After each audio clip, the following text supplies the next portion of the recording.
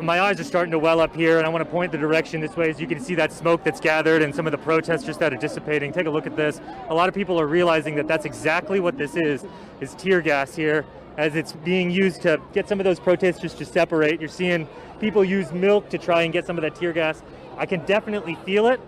I can tell you it's not a good feeling right now. And I have to pinch myself because I'm live inside Arlen Studios. This is where Gary Clark Jr. has recorded a couple of Grammy award-winning albums. Over here, maybe his predecessor, Stevie Ray Vaughan. Ice accumulation on branches. This looks like a screensaver. It's beautiful, but it's causing these trees to slump down, and these limbs are getting so heavy. And here's what it's causing at some of these homes here in Cedar Park. This old oak tree, this fell earlier this afternoon. Luckily, no one was hurt. The thing is a real $100 bill, and here's the fake cash. APD Financial Crimes, they tell us that when all this is lumped together, when you're doing a person-to-person transaction, whether it's on Craigslist or Facebook, it could be hard to tell the difference. COVID-19 vaccine expected to be available early next year. The city of Austin is figuring out how to best distribute the vaccine. See shrapnel from these blasts, and this was the one that was detonated by a tripwire. And what you're looking at right here, these are Westlake firefighters. So our photographer's gonna hop on in. You look this way, there are some stoplights. Those are completely out. Some are still operating, but Corpus Christi police earlier, they wanted to make residents aware of that. You see the boats over here? They're all still in one piece. Yeah, Justin was hit just outside APD headquarters over the weekend, and Chief Manley said that the officers were actually aiming for somebody who had thrown a backpack, but instead hit Justin in the head. The protesters in this video shot over the weekend are carrying 20-year-old Justin Howell, a political science major at Texas State, who was shot in the head by an APD officer with what police call is a less lethal round. Justin is still in critical condition, unfortunately. Joshua Howell is Justin's brother. Everyone is in agreement. Justin didn't do anything wrong. On Monday, Chief Brian Manley said people around Justin were caught on halo cameras throwing water bottles, even a backpack at police guarding APD headquarters. Officers aimed toward the one who threw the backpack but shot Justin in the head with a less lethal beanbag round. Justin's head hit the ground, and others quickly realized the severity of his injuries. Is he okay? And Manley said protesters were told to bring Justin to the officers for medical treatment, but as he was being carried, officers started firing beanbag rounds again, some of which hit the very people carrying Justin. To add insult to injury, when the protesters were following instructions. Joshua says his brother is recovering from a fractured skull and brain damage. You feel sick, I should say. You feel sick watching it. That is not what we set out to do as a police department. The less lethal rounds fired at those carrying Justin is now under review, according to Manley. We really can't take comfort in these quote-unquote less lethal rounds. That's just, they're only less lethal by technicality, and anything shot out of a shotgun is lethal.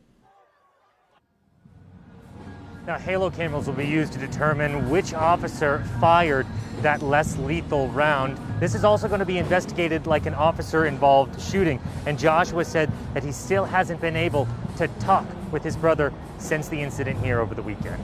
We're live tonight outside APD headquarters. Jordan Bontke, CBS Austin. The woman who survived that celebratory gunfire, she said she was sitting right here when she was shot in the thigh. At that same time during New Year's, that lawmaker was shot in the back of the head by celebratory fire, neither of which know where the bullet came from, but the two are working together, they say, to save lives. Now, before we show you this story, we want to warn you, some of the images you may see could be graphic. It takes Victoria Rocha a little longer to get around on foot these days. She was shot sitting near 6 in Brazos the night of New Year's Eve by celebratory fire. The bullet that hit her thigh kept her from walking for 10 days. She's been through surgery and has yet to go back to work. Oh, wow. But today she took to the Capitol to make sure that those who want to shoot their gun in the air to celebrate are held accountable. I'm glad you're fine. Thank you. You too. Representative Armando Martinez from the Rio Grande Valley is crafting a bill to better enforce celebratory fire. If they are caught doing this by video, by photos, somebody putting in a complaint, could be an arrest or, fines. He considers himself lucky to be serving his district because he too was struck by celebratory fire over New Year's. Felt like a sledgehammer hit me over the head. I just kind of put my head down. The bullet went all the way through my skull and it was poking my brain. So millimeters and we wouldn't be here. Both Martinez and Rocha say if they were positioned any differently, it could have been fatal. Both may never know who pulled the trigger. But for those who may think that shooting the sky to celebrate is harmless, Rocha is living proof otherwise. I can't go to work. I'm losing out on bills, things like just simple things that I didn't think were going to be just from trying to celebrate New Year's, you know. It's not fair. Now, Representative Martinez asked Rocha if she would testify in a committee hearing. As for that bill, that's expected to be filed and completed by the end of the week.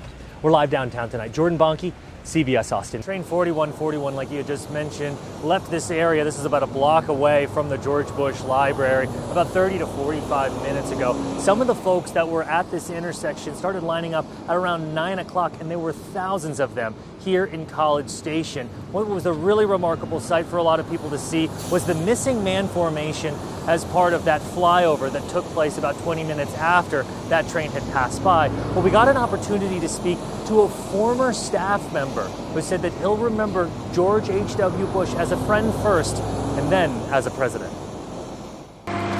Banners and people lined George Bush Drive in College Station to honor the 41st president. Not everybody gets the opportunity to do this. Each person here has their own reason to witness the president's train reach its destination. For Terry Tisdale, it's personal. A little bit surreal. Tisdale helped open Bush's Houston office in the early 90s after his time as president. A little bit starstruck, but most down-to-earth family that there is. Tisdale said he and Bush shared boat rides together in Maine. He helped the president find misplaced speeches on his computer, and he was even in the room with Bush Sr. when George W. Bush won the presidency. But the thing he'll remember Bush most for is his lighter side. He could always find the best in everyone.